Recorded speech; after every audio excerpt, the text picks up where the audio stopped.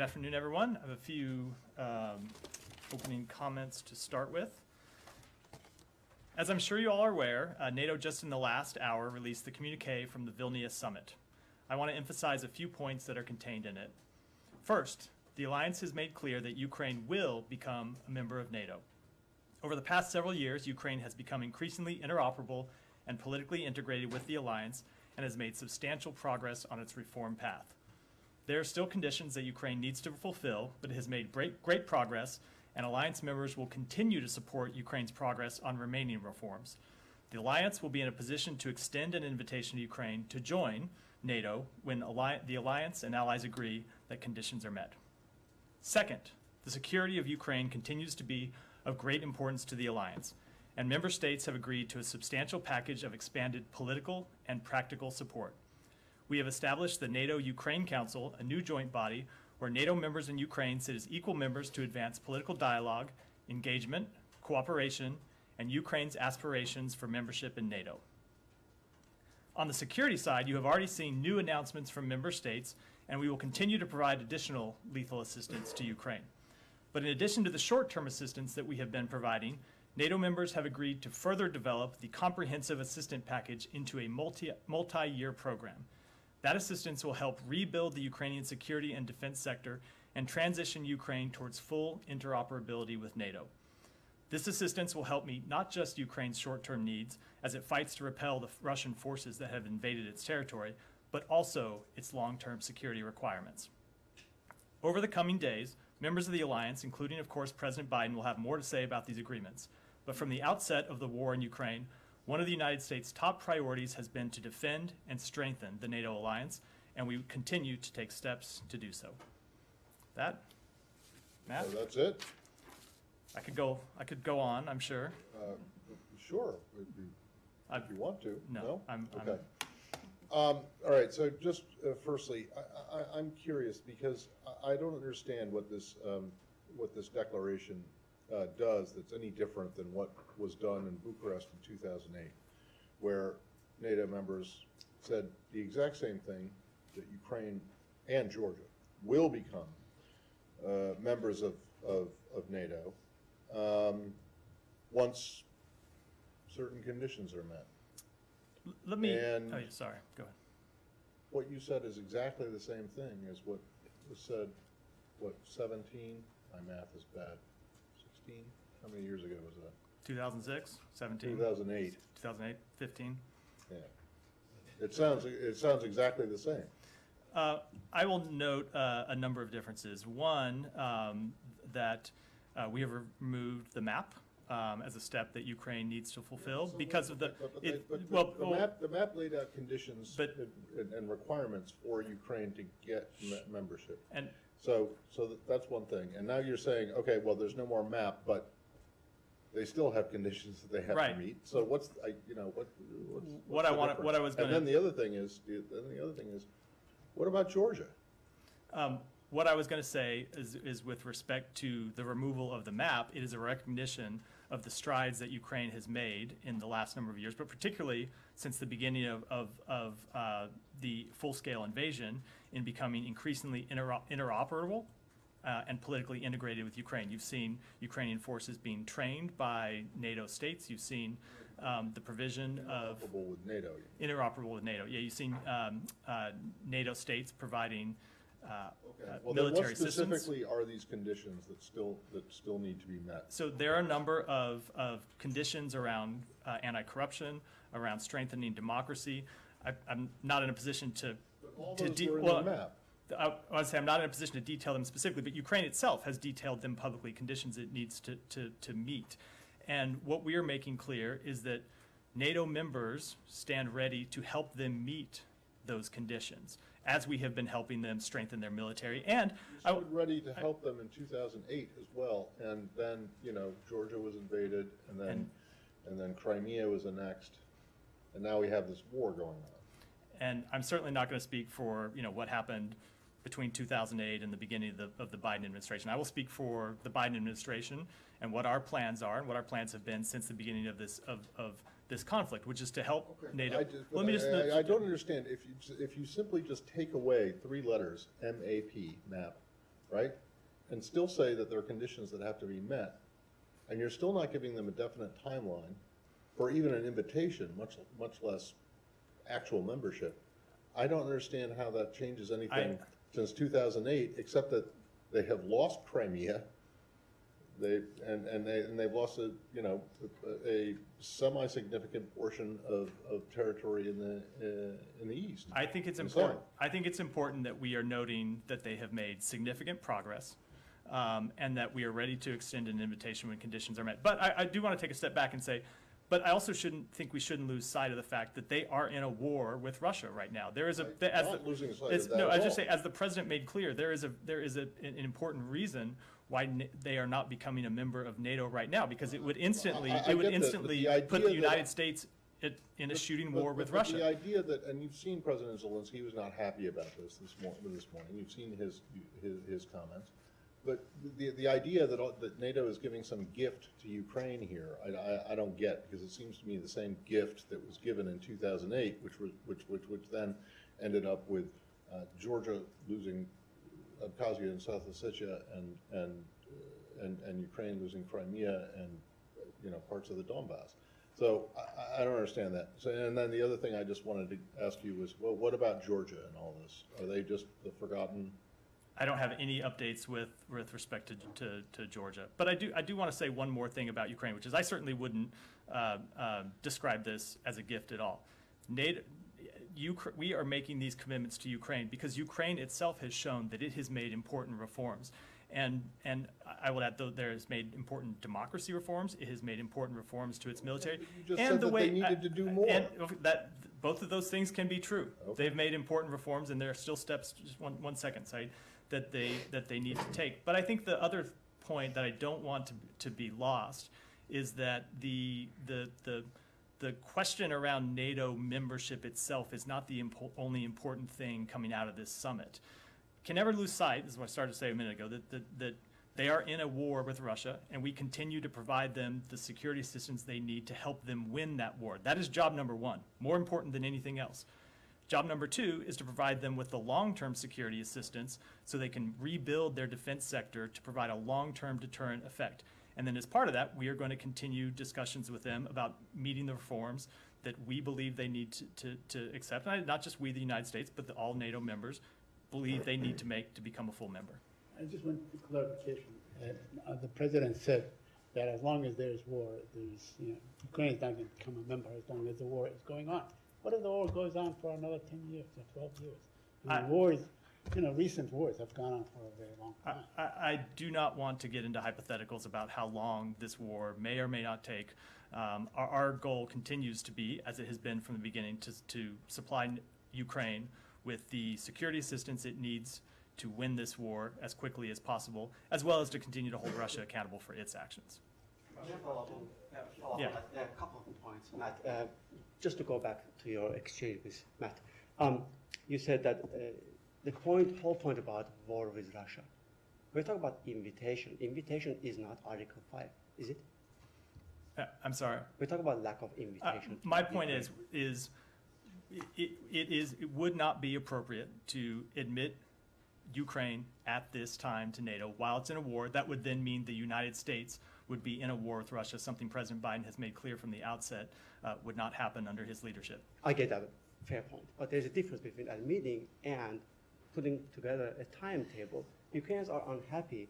I'm sure you're not surprised to hear that they are very happy to make it out loud. They are unhappy because this lack of invitation will encourage Putin to continue doing what he has been doing since 2008.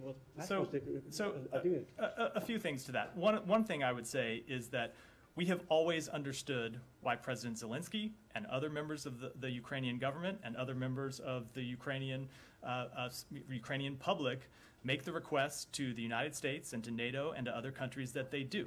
Their country has been invaded. They've seen they've seen civilian infrastructure attacked. They've seen thousands of their fellow citizens die. We certainly understand where they're coming from, and if we were in their shoes, you can expect that we would be making the exact same requests.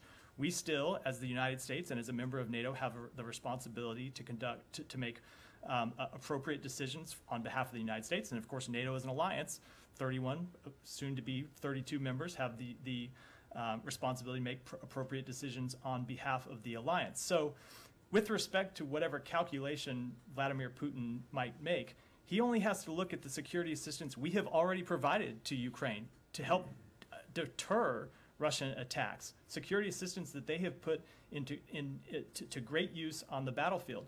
And then I will make one final comment, which is one of the things Russia said before this war began is that they were firmly opposed to Ukraine joining NATO, and they wanted an ironclad commitment that Ukraine would never join NATO. And we made clear that was not on the table, that we maintained NATO's open door policy. We reiterate that commitment today, and we made clear today that Ukraine will become a member of NATO. Two more points on that, Matt. One of the things you said repeatedly since the war began, that you will never discuss Ukraine without Ukraine. I understand you understand Zelensky, but Zelensky or now Ukrainian leaders were in the room when this decision was made. Why on earth would all these points be spelled out without Ukraine in the room? So a few things about that. Number one, we have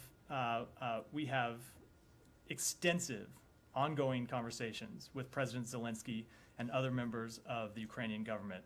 Secretary Blinken has talked to Foreign Minister Kuleba several times in just the past few weeks. President Biden is going to meet with President Zelensky tomorrow.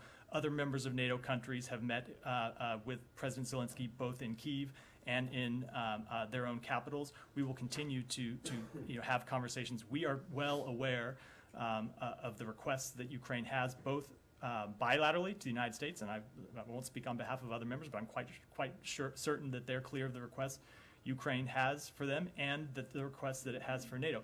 But of course, when NATO meets to make decisions that are NATO decisions, those are decisions that can only be made by the existing alliance members. My final question on Georgia, back to Matt's question on Georgia. Was Georgia sidelined because of its pro-Russian government, and is the country off the rail? I just don't have any updates with respect to Georgia. Go ahead, Kylie. So if you guys are saying that the 2008 map is no longer necessary, essentially, then I'm just trying to understand why you're not laying out a new map for Ukraine at this time and saying, generically and in a nondescript way that conditions need to be met, but not actually saying what those conditions explicitly are. I will say that I'm not in a position to get into those explicit conditions from this podium, but these are conditions, democracy reforms, anti-corruption reforms that we have been in dialogue with Ukraine about for some time, and that Ukraine itself has publicly identified as reforms it needs to make. So there are conditions, these are not conditions that are a mystery to anyone. They're conditions where Ukraine has made great progress already, and where they acknowledge that there's more work to do, and where NATO members have said, we stand ready to help them take those steps. And obviously President Zelensky had been very clear leading up to this that he wanted the actual invitation to join NATO. He's not getting that. So what is your response going to be when Ukrainians are frustrated by what they've gotten? I will say again, as I said in response to Alex's question, we certainly understand where the members of the Ukrainian government and members of Ukrainian society are coming from. And as I said, it's impossible to imagine the conditions that they are living through, but we can certainly understand, having lived through those conditions, why they would make the requests that they do, and I think we would make the same if they were in their shoes. What I would say is I would just point to the significant security assistance, the significant intelligence assistance, the significant economic assistance that we continue to provide Ukraine to help it win this war, as well as the steps that we have already taken and that we will continue to take to hold Russia accountable and to degrade Russia's ability to conduct this war. And I know it sometimes gets tiresome. It seems like we come up here and repeat them all the time, but we just in the last week rolled out new forms of security assistance that we are providing to Ukraine. France just announced a new weapons capability today that it will provide to Ukraine, and you will continue to see NATO alliance members, as well as other countries around the world who stand with Ukraine to continue to provide that assistance so they can accomplish what is the most important objective, which is to achieve success on the battlefield now. And just one more question. President Biden compared last week the support that the U.S. will be giving to Ukraine to the military support that the U.S. gives to Israel. So should we expect over the course of the next day or so that there's going to be long-term assistance laid out for Ukraine in a way that the Israelis have 10-year-long commitments commitments from the U.S. when it comes to military support? There will be additional announcements made over the next several days, but I don't want to preview what those might be or what they might look like.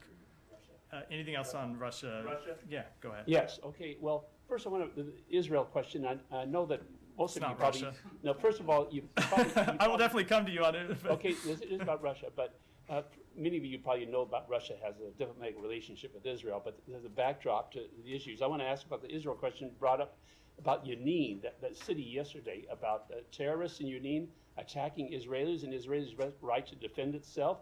Do you agree that the Palestinian Authority has full or shared blame for letting Yunin become a terrorist haven or industrial complex for weapons?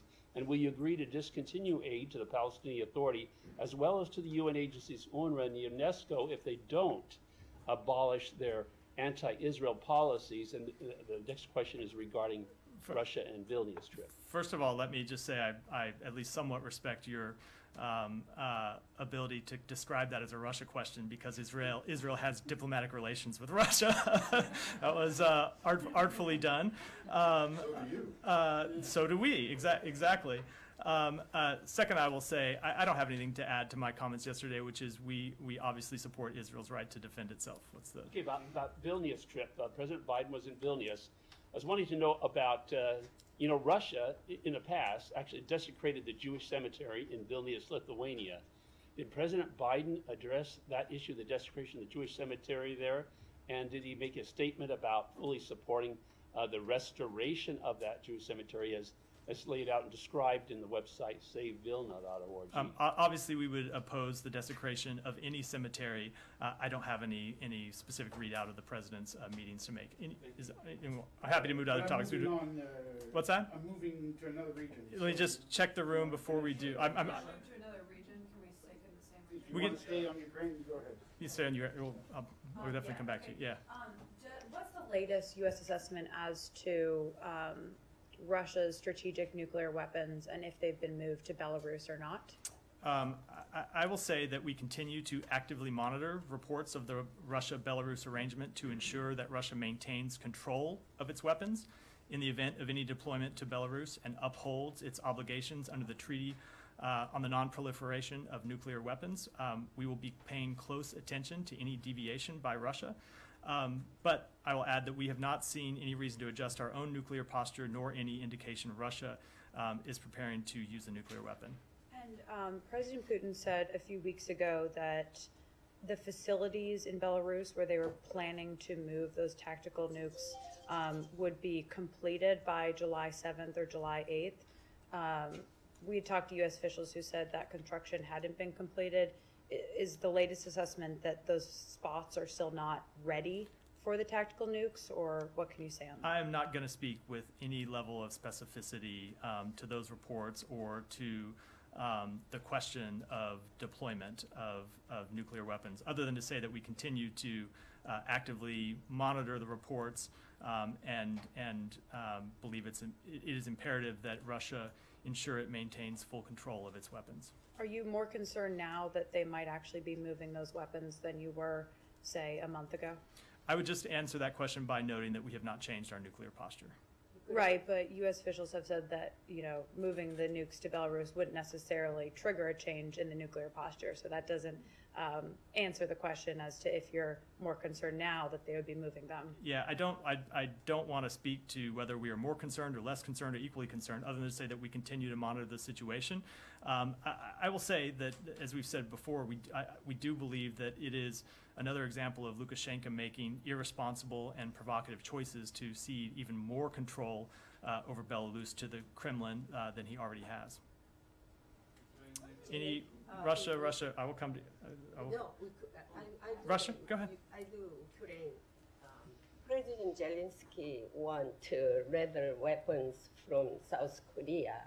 Does the U.S. want South Korea to provide these lethal weapons? I will say that we would welcome any country that decides to provide support, whether that is security support, economic support, or other support to Ukraine in this conflict, but we recognize always that these are sovereign decisions for each country. Russia? So if North Korea decided to give weapons to Ukraine, you'd be okay with that? That is such a Well, I don't know. that You is said, that you is said you would welcome so any country. that is such a What about Iran? that is What if such a Iran hypothetical. decided to start We would weapons? certainly welcome Iran stopping to provide Russia with weapons. I think that's a hypothetical that's hard to, either one of those are hypotheticals that are You said hard, any hard to country. envision. You said any. And I would be happy to deal with that question if it happens. Russia, I will come to everything else, I promise, but go. I have two on Africa and one in Russia. So, but All right, let me Leon is start in next Russia. because Leon, withheld. No. Yeah, let me just start on Russia. So, the very reason why this war between Russia and Ukraine started is because Russia felt threatened because if Ukraine joined NATO. That's why Russia claimed it started this Yeah, war. this is I'm what- not sure I yeah. agree that's why Russia started this war. Yeah, but the fact that now there is an invitation for Ukraine to join NATO, don't you think is a way to continue to motivate Vladimir Putin to continue the war? I would say I reject the characterization that this war ever began because of NATO in the first place. We have always made clear that NATO is a defensive alliance, and we made clear in the months leading up to this war that if Russia wanted to discuss legitimate security concerns in Europe, we would welcome a discussion about those concerns, while maintaining, of course, that we would always maintain NATO's open door policy. It was clear to us from the outset. We released a number of pieces of information leading up to the war, and it has that I believe backed this up, and it continues to be clear to us that Russia launched this war for one reason, and that's territorial acquisition, and to erase the Ukrainian state from the map. So we have never believed that this war was about NATO. So can I move to Africa? Let me come to Leon first because I skipped over him to Yeah, but I'm changing go regions. ahead. Yes, Yeah, I understand. A question on Cuba, if I may. The Cuban government said today that the U.S. nuclear-powered submarine was in their waters. I believe it was July 5th to July 8th, and they reject that, calling it a provocative. Sorry. I wondered what reaction you have on that. I mean, I understand it could be a Pentagon question also, but from state you must have your point of view. And then, if I may, just to refresh my memory, which is failing me, could you explain to us why Cuba is still on the U.S. List of states that sponsor terrorism alongside Iran, North Korea, and all that? So Especially in the context that it was rescinded and then it came back, and the Biden administration has been, back to the multilateral scene and opening up, but except for Cuba. So I will say, with respect to that statement by the foreign minister, we do not, at least from this podium, discuss the movement of U.S. military assets. I would refer that to the Pentagon. But I would note that the Pentagon spokesman yesterday said that we will continue to fly and sail and otherwise move military assets wherever it is appropriate to do so under international law. And with respect to the second question, I will just note that Cuba remains on that list because, in our judgment, it has not yet met the requirements to be removed from it. What are those requirements then? Could you I'm happy refresh to. my memory? I'm happy to. I think I would need to refresh my own memory about the exact list of requirements, but I'm happy to take that back. It's a detailed in statute and regulation. All right, go ahead. Come back to NATO. Well, the various countries involved in Sweden now seemingly getting membership. I wonder if you could talk us through. We've heard about what the secretary was in talks with the Turkish foreign minister in recent days, and we've heard some signs from Congress that the F-16 sale to Turkey might be moving ahead. So what's the current understanding? I think Jake Sullivan said the US will move forward on this, but I guess that's the administration's point of view. But do you understand that Congress is ready to approve the F-16 sale? So I think I will decline to speak for members of Congress. You're right. We did note the comments from Senator Menendez yesterday. I will say a few things on behalf of the administration. One, as the National Security Advisor made clear, as the President has made clear, We do support the sale of F-16s to Turkey, and as the National Security Advisor said today, we will move forward with that sale, which we do understand needs to be approved by key members of Congress. Secretary Blinken, in addition to having a number of conversations with the Turkish foreign minister over the past week and really over the past month, there were 3 conversations in the past 6 days, but I think he's spoken to him 5 times in the past month, including 1 meeting in person in London. The Secretary has had conversations with members of Congress, including Senator Menendez, about this very issue in the past few weeks. I'm not going to characterize those conversations other than to say we have always made clear that we have supported the sale of F-16s to Turkey, and we will continue to do so. And One second. Yeah. yeah, go ahead. Do you have a? Yeah, sorry. Yeah, but does that also connect with the conversation that he had with the Greek Prime Minister the other day? From this podium, you've sort of declined to recognise that there's a quid pro quo going on here, but the president basically has said it. So, yeah, how does Greece and the F-35s also come into this? Let me just answer it this way. You were right. Secretary Blinken did have a discussion with the Prime Minister of Greece last week. I will just note 3 things. Number 1, the United States has been clear in its support for Sweden joining NATO. Number 2, the United States has been clear in its support for selling F-16s to Turkey. Number 3, the United States has been clear in its support for providing F-35s to Greece. We have continued to make clear that all 3 of those we believe are important steps to take for the security of the region. And I think I'll decline any further comment on the texture of those conversations. Sure, but yeah, go ahead. Let me just put it this way, because some of the questions that I was going to ask have already been answered. But are you in a position as the State Department spokesperson to confirm that the F-16 fighter jet sale is going to go through with no strings attached, just the way it was from the beginning? I cannot do that because I cannot speak for members of Congress. I can say that we support the sale of F-16s to Turkey, and that we intend to move forward with those sales. But there is an important congressional component to that sale that still needs to be met. We've noted the comments from Senator Menendez yesterday, but I will let all those members continue to speak for themselves. They have an important role to play in the process. But you can confirm this point, right, that when you sent the report from the State Department to Congress for the informal notification, you said that it's in the national interests of the United States. That didn't include any strings attached to the sale, and that stands, correct. That stands from your point of view. That stands, yes. On Turkey? Go ahead, Alex. I've already come to you. Yeah, I know. You'll be here a while. Yeah. Thank you, Mark. Northeast Syria has always been a hotspot issue between you and Turkey. Then have you discussed any concern about the increased Turkish attacks on Northeast Syria and also your position in supporting the Kurdish fighters, the SDF in Northeast Syria? And then were there any demand or request from Turkey to you and to your NATO partners about your support to your local partners in order to back the Sweden's NATO bid in Turkish parliament? So I will just answer. I'm not going to speak to private diplomatic conversations, but I will say that we believe the SDF have been a critical counterterrorism partner, and they remain a critical counterterrorism partner and essential in preventing ISIS from realizing its aspirations for reconstitution. They fought bravely to liberate vast stretches of Syria from ISIS control, and as I said, they will continue to be a partner of ours.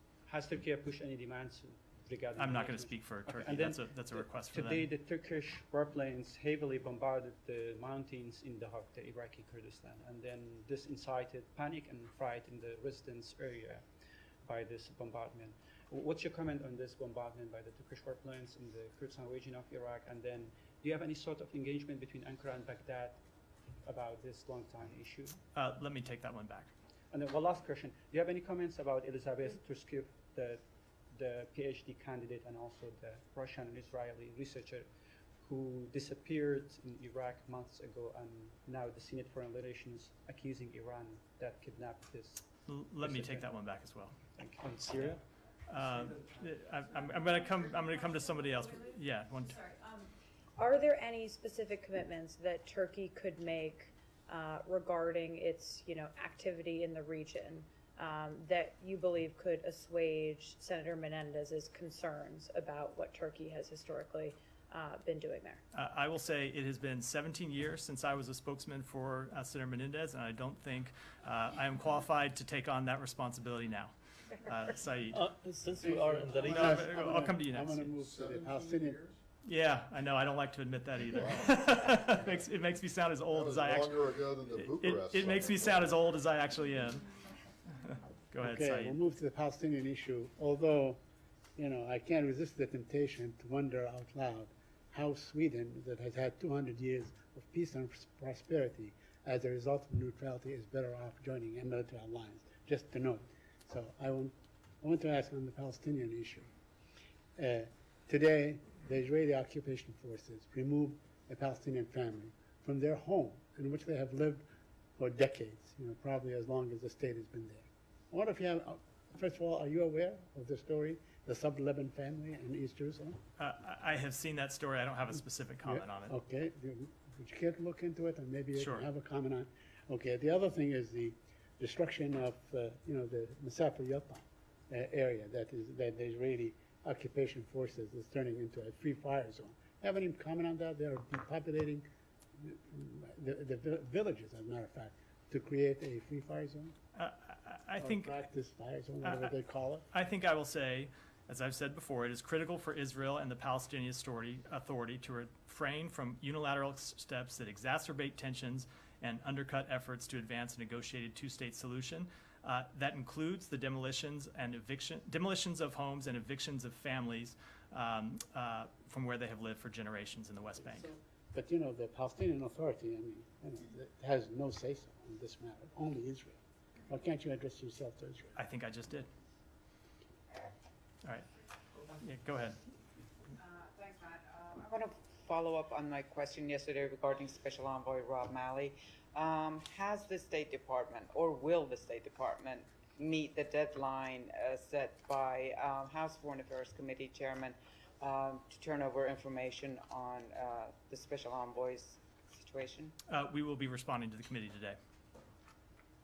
So you have not delivered, the information has not been delivered? I mean, yet. when I walked up here to the podium, we had not responded, but it's our expectation that we will respond today. Okay, one question.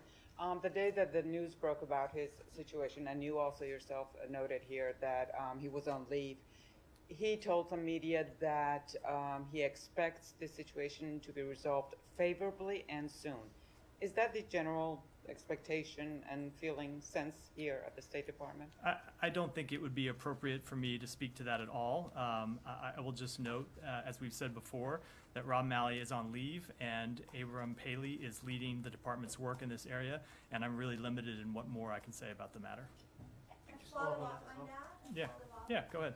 Tehran Times is an official newspaper related to Islamic Republic, affiliated to Islamic Republic. Yesterday they reported on Rob Malley with exclusive details. I want to see if you can confirm some of these details. One is that the date that Mr. Malley was asked to go on leave is April 21st.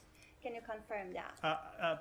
I will just say, as I said, I'm very limited in what I can say about this matter. It's a personnel matter. There are rules imposed on us by the Privacy Act that make it limit what we can say. I can say that on June 29th, Rob stopped performing the duties of the Special Envoy for Iran. He went on leave several weeks before that, but I can't say it with any more degree of specificity. Okay, and then there is another piece of information there that it says that not only Secretary Blinken but also Abram Paley have not met with Mr. Malley since. Can you confirm that there was no meeting? No, I cannot. You cannot confirm? I cannot. Okay, can I ask one question about ACPD, the Advisory Commission on Public Diplomacy? On Monday, Joe Biden announced that he has the intention to nominate Elliot Abrams for the job. Is Mr. Abrams in any sense going to be involved in any policy making related to Iran or not? I think, as is always the case when it comes to nominations that have not yet been approved, I will wait until someone actually joins the administration before I comment further about what they may or may not be doing. Go ahead, Jay. No, not yet. Go ahead. Yeah, go ahead, Janie. Thank you. Thank you, Matt. China said it would discuss objecting to the IAEA report on the discharge of contaminated water in Fukushima at the ARF Foreign Ministers Multilateral Security Conference to be held in Indonesia this weekend. What stance will the U.S. take on this? So I would say that from our perspective, we believe that Japan has been open and transparent in its management of the aftermath of the Fukushima nuclear accident. Japan has coordinated proactively with the International Atomic Energy Agency on its plans. It's conducted a science-based and transparent process. We appreciate the IAEA's task force of international experts for its continued efforts to impartially and factually review and report on Japan's plans for the release of the treated water. I will note that the final report from the IAEA task force concluded Japan's plans to release the treated water is in accordance with globally accepted nuclear safety standards. We understand that Japan has also consulted scientists and partners from across the Indo-Pacific region on those plans. So you trust the IAEA's report? Right?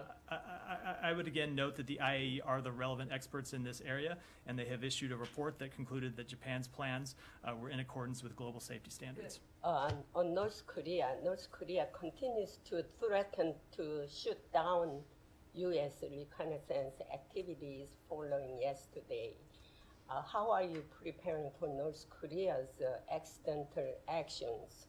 I would just say that we continue to urge the DPRK to refrain from escalatory actions. We remain committed to diplomacy and reiterate our interest in dialogue with Pyongyang without preconditions, something that they have so far not taken us up on. As a matter of international law, the DPRK's recent statements that U.S. flights above its claimed exclusive economic zone are unlawful are unfounded, as high seas freedoms of navigation and overflight apply in such areas.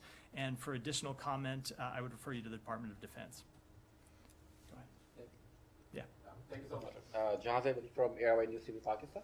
According to some media reports, the United States played a key role in helping Pakistan to secure $3 billion package with the IMF. Just wanted to confirm if these reports are credible, that U.S. is helping Pakistan take it off from the economic troubles. What I would say is that we stand by the Pakistani people during these difficult times. We welcome the progress that has been made between the IMF and Pakistan in having reached a staff-level agreement. Our support for the country's economic success is unwavering, and we will continue to engage with Pakistan through technical engagements and continue to strengthen our trade and investment ties, all of which are priorities for our bilateral relationship. We believe Pakistan has a lot of hard work ahead to be on a long-term sustainable path to economic recovery and prosperity, but we will continue to stand by them through that process. In an interview with the Politico, Pakistan's Minister for State for Foreign Affairs, Hina Rabbani Khair, said that Islamabad had no appetite to pick a side in the growing global rivalry between Washington and Beijing. So does Pakistan's relations with China concern the U.S.? No, the United States does not ask Pakistan or any other country to choose between the United States and the PRC, or to choose between the United States and any other country. Our relations with Pakistan build on our close people-to-people ties, and we will continue to seek ways to expand our partnership and economic ties. Our economic cooperation with Pakistan reflects our vision for the region as one of comprised of nations that are independent, strong, and prosperous. And our relationships are based on a spirit of respect and partnership. On Syria, the UN obviously failed to extend the cross-border aid reaction to that. Yeah, I would say that the United States is deeply disappointed by Russia's inhumane veto of cross-border humanitarian assistance for Syria. We have repeatedly said that the United Nations Security Council should authorize a 12-month extension of cross-border access into Syria in order to secure this vital lifeline for the Syrian people. Russia blocked this resolution despite overwhelming council support and the calls of the UN Secretary General, UN humanitarian agencies, and NGOs working on the ground. For our part, the United States will continue to support the Syrian people, and we remain committed to reauthorizing the cross-border mechanism. It's a moral and humanitarian imperative, and the Syrian people are counting on us to get this done, so we will stay at it to try to accomplish that. Yeah, I just call on him. I'll come to you next, Michelle. Okay, thanks. So you talked, going back to the first topic, you talked about the multi-year program to increase interoperability of Ukraine's forces with NATO. Does that also mean we're looking at a multi-year path towards membership? And also related to that, you said that Ukraine can't join before the war is over, but this kind of raises the question of what it means for it to be over, because I mean, does it require a peace agreement, or because we might end up with a frozen conflict, right? So. With respect to the second one, I certainly understand the question. I think it's a very difficult one to answer without engaging in a lot of hypotheticals about what is inherently a very unpredictable situation. I will just reiterate our belief that it's important that Ukraine wins this war, that it reclaims the territory that Russia has occupied, but I wouldn't want to make any predictions about how or under what conditions the war might end. On the first question, I would just note that we are not putting any timetable on it. I don't think it's appropriate to do so. As the Alliance noted in the communique today, when Alliance members agree that the conditions that have been outlined are met, they will be ready to extend Ukraine an invitation. Michelle. Yeah. Thank you. The OD officials have said yesterday that they worked with other nations to help them destroy chemical weapons, including Russia, Syria, Albania, and Libya. Do you have any details how and when the U.S. helped Syria destroy its chemical weapons? I don't. I would refer you to the Pentagon for an answer to that. Yeah, and we're going to wrap up here. Yeah, so last week, President Lorenzo invited two African presidents, basically the president of the Democratic Republic of the Congo and the president of Zambia, to come to Angola and witness the transfer of the concession of the Lobito Atlantic Rail Corridor. This is a project that will facilitate business between African nations, and President Biden announced that he pretty much supports the project, and he mentioned that he will support with $250 million. So what is the view of the United States since this project is basically starting already? I don't have any comments to add to what the president said on this matter. Last week also the Democratic Republic of the Congo celebrate its independence, and we saw a group of Congolese people in front of the White House protesting, basically demanding the Biden's administration to impose sanctions on Rwanda because of the conflict. They mentioned to me that they feel that the United States is not doing enough to solve the conflict between Rwanda and the Democratic Republic of the Congo. What is the U.S. position on that conflict? I don't have any specific comment on that. I'll have to take it back. Okay. Alex, you can close this out. A couple of follow-ups. Please bear with me, and apologies in advance for jumping from topic to topic. On my colleague's question about Tehran Times, if I understood you correctly, you have read the article. You are aware of the claims. I did not say that. I was responding to the questions she asked me. Yeah. Do you find it problematic that Iranian government media knows more about Rob Malley's case than we do? I would not agree with that characterization. Right. Moving to Sweden. Sweden's accession, there's one more domino that is yet to be fall, which is Hungary, which we don't talk about that. Can you enlighten us? What exactly are they demanding, and where are you at this? I think that Hungarian government, a number of Hungarian government officials in the past 24 hours have said they intend to move forward with supporting Sweden's accession. And yeah, fair enough. And finally, on Kremlin's renewal threats, since last night, do you have any response on to what? that? Kremlin has been threatening again, given the decision around Sweden. Do you have any response to that? I think that Russia has made inappropriate threats, and not just threats, but has obviously launched a war against its neighbors, and we would not be surprised if they continue to make inappropriate threats against their neighbors and against others in the region. We will continue to do what we need to do to strengthen NATO, to reinforce NATO, and to make clear that those threats are inappropriate. Thanks. Really quickly, back on the Mideast. I just want to know if you guys have if the administration has any thoughts about the ongoing protests in Israel against the government's proposed legislation. I don't have anything other than to reiterate what we've said before, which is that we believe both United States and Israeli democracy are built on strong institutions, on checks and balances, and an independent judiciary. The president has been clear on this, And he continues to believe, we continue to believe that we think Prime Minister Netanyahu should work to find a genuine compromise. Do you think that he has? I will say there are a number of well-attended protests in the streets, and we believe that he should pursue a consensus-based approach towards judicial reform.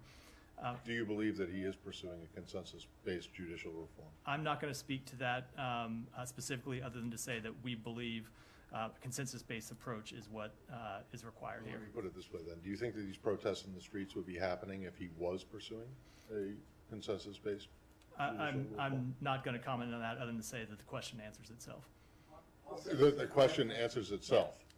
So in other words, the answer is no, you don't believe that he has pursued a consensus-based. I don't think I have any further comment than what I just said. Okay, thank you. Thank you. Just to clarify,